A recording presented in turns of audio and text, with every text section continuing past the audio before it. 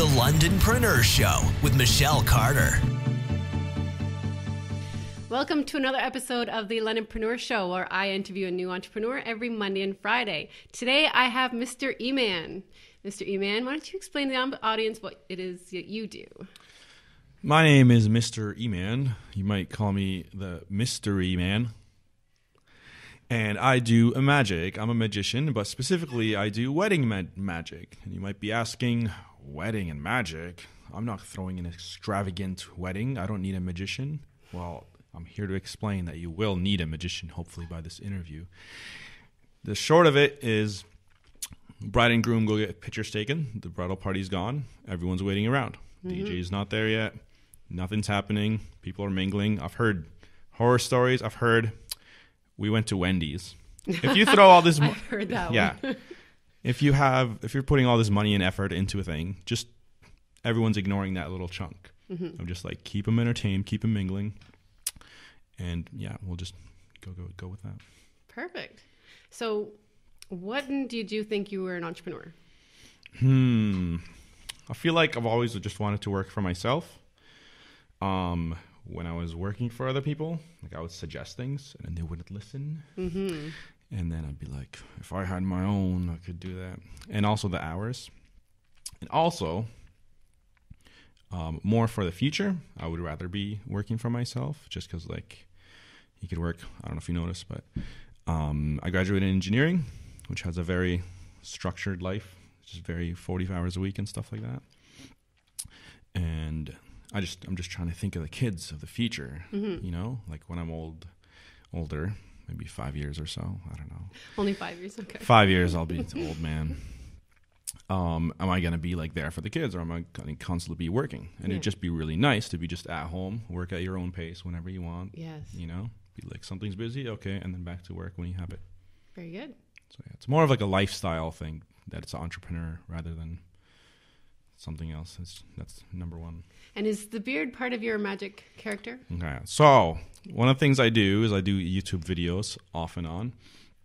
And I have this really good idea. I will share the sneak peek right here. I was supposed to do it in Christmas, but I was in Vegas, and I feel I didn't capture the winter spirit there with all the palm trees. Yeah, it's harder. So here is the idea. I've had this for years, and I've noticed some people have started doing it, and I'm like, I got to get mine done. Okay. So years ago, I used to like play music on the streets and do like band practice outside, and people would like tip, and you would notice by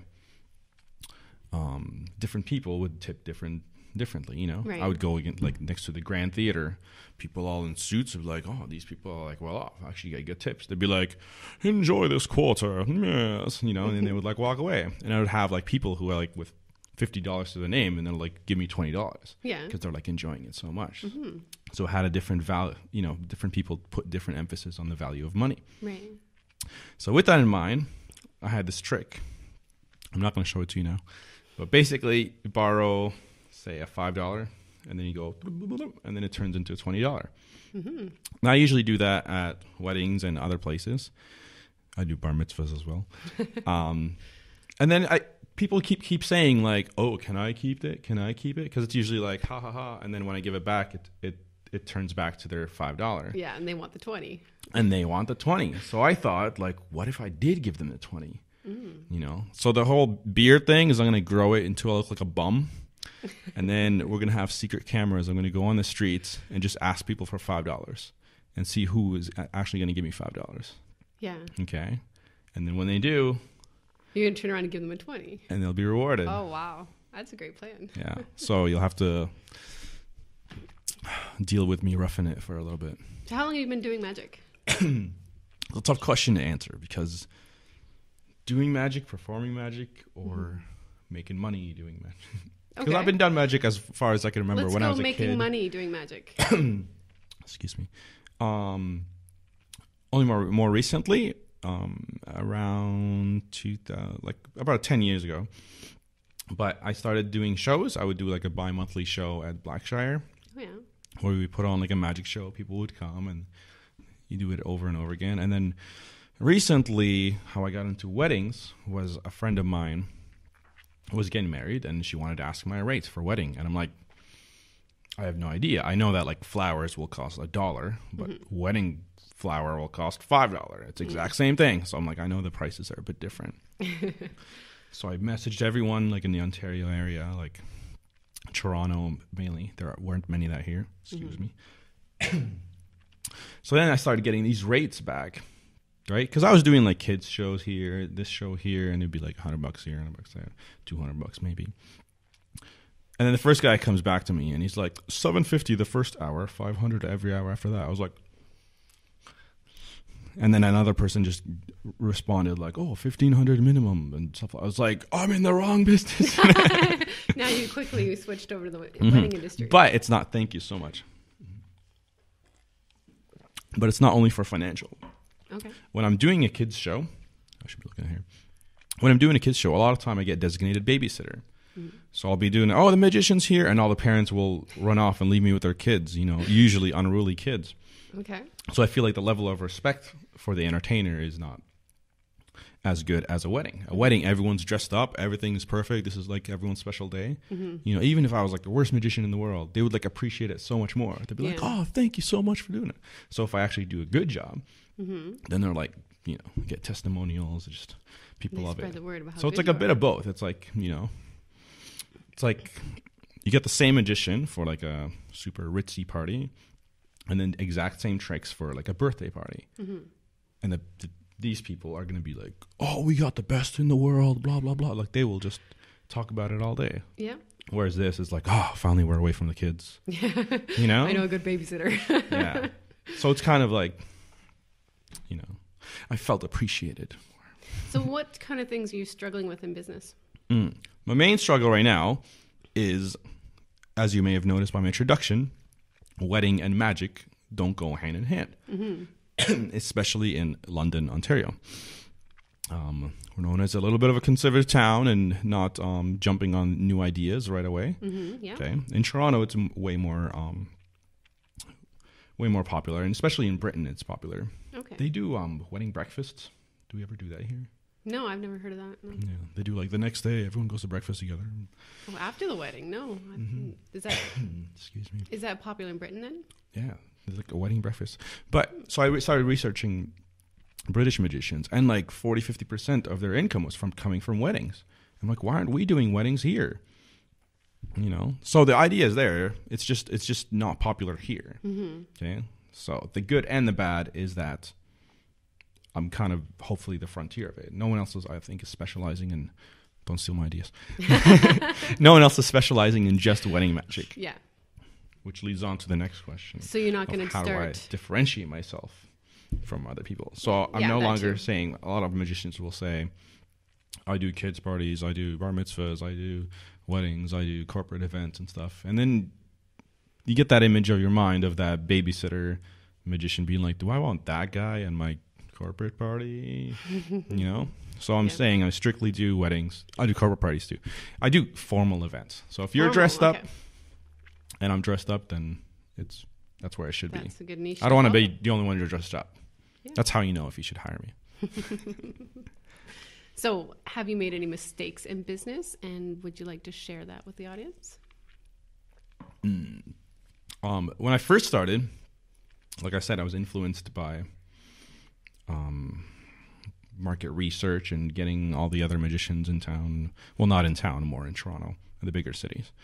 And they were charging like a ridiculous amount.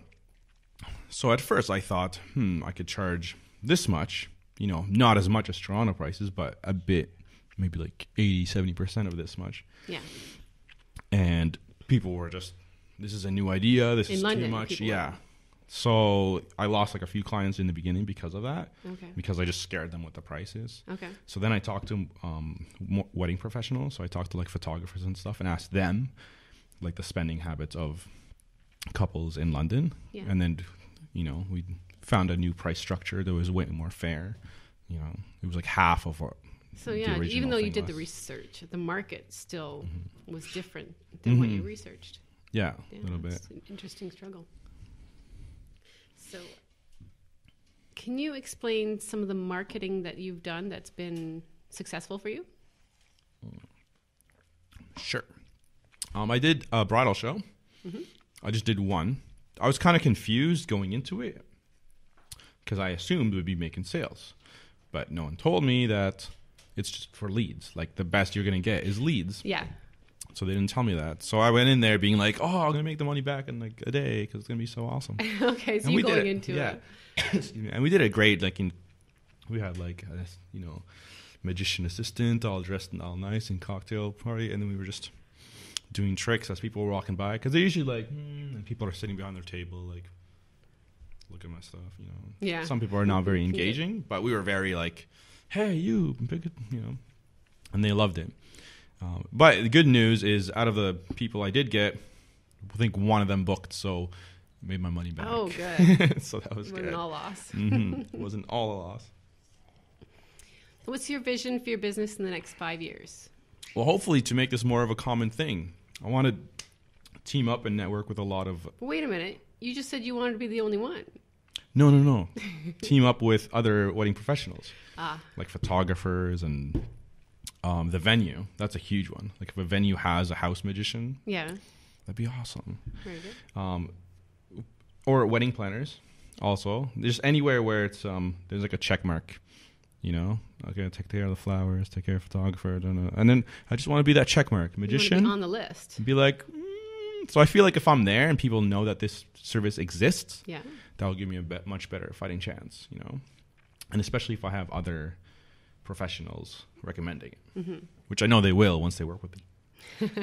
Absolutely. So where can we find out more information about you? So my website is mr-eman.com, or just type in London, Ontario wedding magician. Very good. Or I also have a Facebook, Mr. Eman Magic, facebook.com/Mr. Eman Magic. And you're also on YouTube. Yep, I also have some YouTube videos. I used to have really long hair. I used to have dreadlocks. So if you want to see that right now, where's the related videos are right here. Very good. Just put Mr. Eman in the tag, and then hopefully they'll be able to find me. I was on the A channel, as you could see by that video down there. Very good. Edit that in. Well, thank you so much for coming out today. So, before I leave, I thought I would share a trick, because everyone's magician, and magician is a very visual thing. Very good. So we can share it. I don't know if you want to go like different cameras and different angles, or just go straight. Let's try going straight. Straight. Let's go straight. Keep it simple. Okay, I'm going to show you a trick. Ching! Please don't mind that it's taking so long. Okay. So this is everyone's favorite trick. So you can imagine me walking around to the different guests in a cocktail party type environment. And I will ask you to select the card and show it to your friends. Show it to both of the cameras. Okay. And I don't know if you saw it.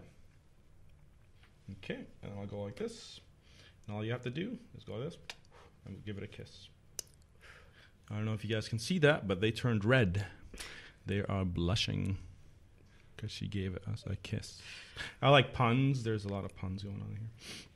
But you'll see that something very special happens to your card. What? Wait a minute. What does that look like to you? That looks like a Hershey kiss. I don't know if you see that very well. Now, it would be amazing if that was on your card. Do you remember what your card was? Yes. It was Very good. King of Spades, which is a pretty good trick, right? Yay. But it's not a magic trick. It is a card trick. And we're going to make it a magic trick. So put your hand like this.